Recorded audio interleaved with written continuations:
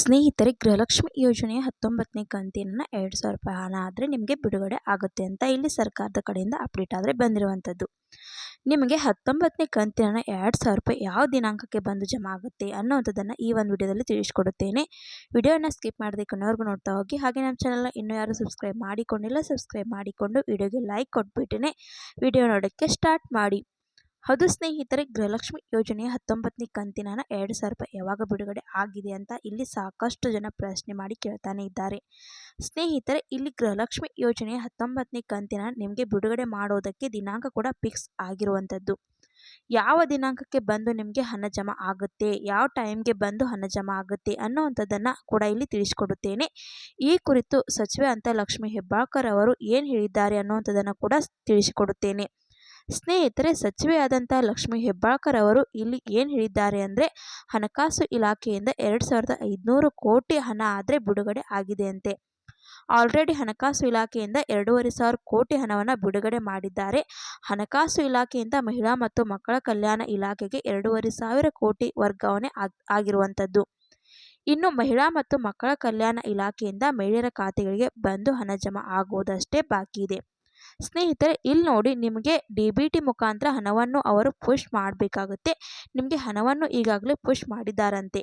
ಈಗ ನಿಮಗೆ ಹಣ ಬಂದು ಯಾವಾಗ ಜಮಾ ಆಗುತ್ತೆ ಅನ್ನೋವಂಥದ್ದನ್ನು ಸಚಿವೆ ಅಂತ ಲಕ್ಷ್ಮೀ ಹೆಬ್ಬಾಳ್ಕರ್ ಅವರು ತಿಳಿಸಿಕೊಟ್ಟಿದ್ದಾರೆ. ಯಾವ ದಿನಾಂಕಕ್ಕೆ ಏನು ಅನ್ನೋವಂಥದ್ದನ್ನು ಕೂಡ ಇಲ್ಲಿ ತಿಳಿಸಿಕೊಡುತ್ತೇನೆ. ಸ್ನೇಹಿತರೆ, ಯಾಕೆ ಅಂದರೆ ಈಗಾಗಲೇ ಪ್ರೋಸೆಸ್ ಆದರೆ ಸ್ಟಾರ್ಟ್ ಆಗಿ ಹೋಗಿದೆ.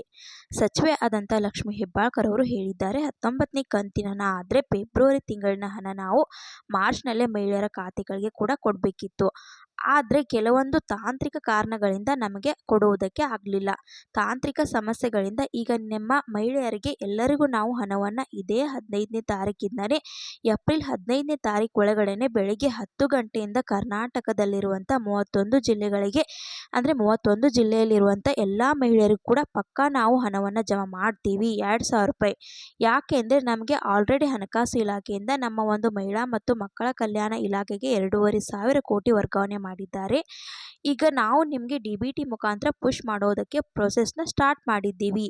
ಈ ಪ್ರೊಸೆಸ್ 2-3 ದಿನ ಟೈಮ್ ತಗೊಂಡ್ರೂ ಕೂಡ ನಿಮ್ಮ ಖಾತೆಗಳಿಗೆ ಹಣ ಬಂದು ಜಮಾ ಆಗೋದು 15ನೇ ತಾರೀಕು ಜಮಾ ಆಗುತ್ತೆ. ನಿಮಗೆ ಎಲ್ಲರಿಗೂ DBT ಮುಖಾಂತರ ಹಣವನ್ನು ಪುಷ್ ಮಾಡಿದ್ದೀವಿ. 15ನೇ ತಾರೀಕು ಬೆಳಗ್ಗೆ 10 ಗಂಟೆಯಿಂದ ನಿಮ್ಮೆಲ್ಲರ ಖಾತೆಗಳಿಗೆ ಹಣ ಬಂದು ಜಮಾ ಆಗುತ್ತಂತ ಇಲ್ಲಿ ಸಚಿವೆ ಆದಂಥ ಲಕ್ಷ್ಮೀ ಹೆಬ್ಬಾಳ್ಕರ್ ಅವರು ಇಲ್ಲಿ ತಿಳಿಸಿಕೊಟ್ಟಿದ್ದಾರೆ.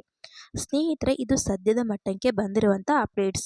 ಸ್ನೇಹಿತರೆ, ಈಗ ನಿಮ್ಮೆಲ್ಲರಿಗೂ ಒಂದು ಸಹಾಯ ಮಾಡಬೇಕು. ನಿಮಗೆ ಗೃಹಲಕ್ಷ್ಮಿ ಯೋಜನೆಯ 1ನೇ ಕಂತಿನ ಹಣದಿಂದ ಹಿಡಿದು 18ನೇ ಕಂತಿನ ಹಣದವರೆಗೂ ಕೂಡ ಕರೆಕ್ಟಾಗಿ ಹಣ ಬಂದಿದೆಯಾ ಅಂದರೆ ಬಂದು ಜಮಾ ಆಗಿದೆಯಾ ಇಲ್ವಾ ಅನ್ನುವಂಥದ್ದನ್ನು ಪ್ರತಿಯೊಬ್ಬರು ವಿಡಿಯೋಗೆ ಲೈಕ್ ಮಾಡಿಬಿಟ್ಟು ಕಮೆಂಟ್ ಮುಖಾಂತರ ತಿಳಿಸಿ. ಹಣ ಬಂದಿದ್ದರೆ ವಿಡಿಯೋಗೆ ಲೈಕ್ ಮಾಡಿಬಿಟ್ಟು ಕಮೆಂಟ್ ಮುಖಾಂತರ ತಿಳಿಸಿ ಹಣ ಬಂದಿದೆ ಅಂತ. ಇಲ್ಲ ಅಂದರೆ ಹಣ ಬಂದಿಲ್ಲ ಅಂತ ವಿಡಿಯೋಗೆ ಲೈಕ್ ಮಾಡಿಬಿಟ್ಟು ಕಮೆಂಟ್ ಮುಖಾಂತರ ತಿಳಿಸಿ.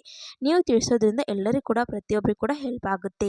ಈ ರೀತಿ ಅಂತ ಗೃಹಲಕ್ಷ್ಮಿಗೆ ಅಂದರೆ 19ನೇ ಕಂತಿನ ಹಣದ ಬಗ್ಗೆ ಅಪ್ಡೇಟ್ಸ್ ಬಂದಿತ್ತು, ತಿಳಿಸ್ಕೊಡೋಣ ಅಂತ ವಿಡಿಯೋ ಮಾಡಿದ್ದೆ. ವಿಡಿಯೋ ಇಷ್ಟ ಆದರೆ ಲೈಕ್ ಮಾಡಿ, ಶೇರ್ ಮಾಡಿ, ಸಬ್ಸ್ಕ್ರೈಬ್ ಮಾಡಿ ಅಂತ ಹೇಳ್ತಾ ಮತ್ತೆ ಮುಂದಿನ ಮಾಹಿತಿಯೊಂದಿಗೆ ಸಿಗೋಣ. ಅಲ್ಲಿ ತನಕ ಬಾಯ್ ಬಾಯ್, ಟೇಕ್ ಕೇರ್ ಫ್ರೆಂಡ್ಸ್.